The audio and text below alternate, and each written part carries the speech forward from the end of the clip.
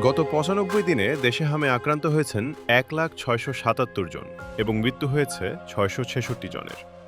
এর মধ্যে নিশ্চিতভাবে হামে আক্রান্ত হয়েছে ১০,৭৭৩ জন এবং সন্দেহজনক হাম রোগীর সংখ্যা ৮৯,৯০৪ জন।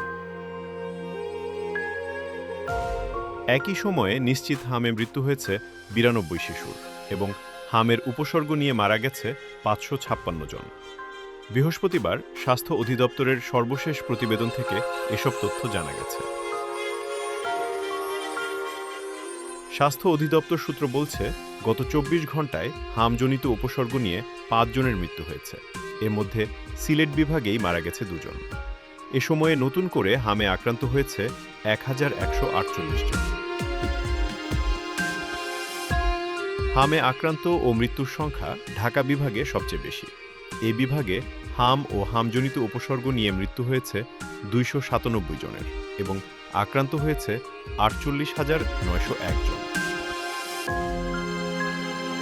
এই হিসাব গত ১৫ মার্চ সকাল ৮টা থেকে ১৮ জুন সকাল ৮টা পর্যন্ত বলছে স্বাস্থ্য অধিদপ্তর।